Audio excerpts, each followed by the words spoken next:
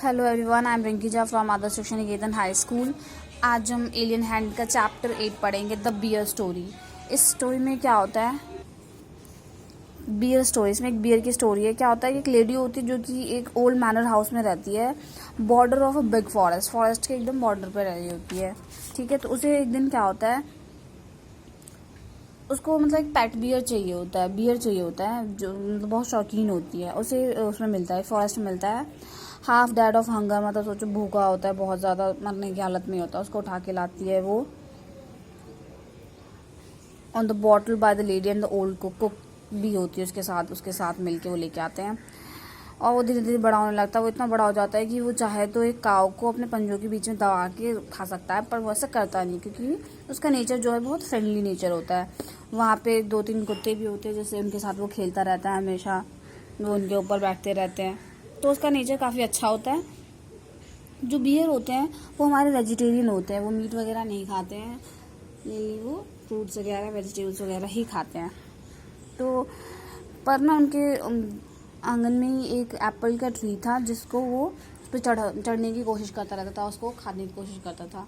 तो इस वजह से कई बार उसकी डांट भी पड़ी थी मिस्ट्रेस से, जो उसकी मालकिन थी, और उसको चेन में बांध के भी रखा गया था 2 दिन तक, ताकि उसको मतलब एक टाइप से सज़ा मिली थी कि वो ऐसा काम ना करे दोबारा। पर फिर भी वो क्या करता था, एप्पल ट्री के नीचे बैठा रहता था और इंतज़ार करता रहता था कि कब वो एक एप्पल गिरे और वो खाए।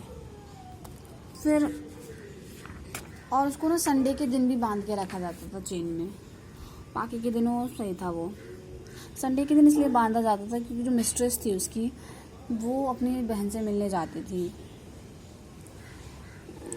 She went to spend the afternoon with her married sister who lived in a solitary house on the other side of mountain, जो अदर साइड रहती थी, और उसे काफ़ी घने जंगलों से गुजर के जाना होता था। तो वो नहीं चाहती थी कि वो उसका पीछा करे, क्योंकि वो रात का टाइम हो जाता था आते वक्त, तो चाहती नहीं थी कि वो आए उसके साथ, तो वो अपना जाती थी। तो एक दिन क्या हुआ, वो जा रही थी ऐसी, तो जाते जाते उसे ना लगा कि आवाज़ आ रही है कुछ पीछे से जंगल में।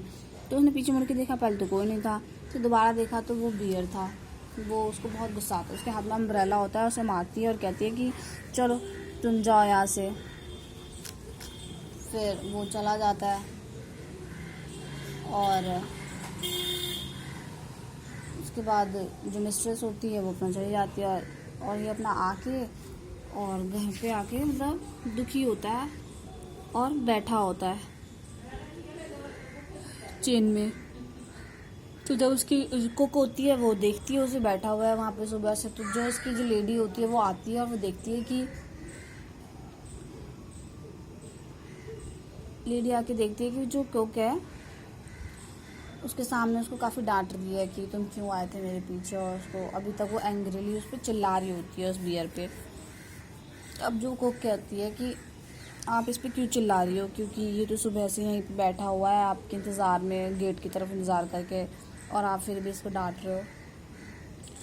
तो एक्चुअली में जो ये स्टोरी है उसमें ये बता रहे हैं कि जो उस टाइम जंगल में जो बियर होगा वो ये बियर नहीं होगा, कोई और ही होगा, क्योंकि अगर ये होता तो चेन वेन कौन खोलेगा इसकी, तो बांध के रखते हैं इसको, तो इसलिए वो कोई और बियर होगा। ये समझ एकदम से ही उसके माइंड में क्लिक किया होगा, मिस्ट्रेस की माइंड में, कि अरे ये क्या, मतलब यहाँ पे स्टोरी फिनिश हो जाती है, बट यहाँ पे छोड़ देते हैं ये स्टोरी को कि शायद वो अलग बियर हो, क्योंकि ये तो चुपचाप यहीं पे बैठा हुआ है सुबह से।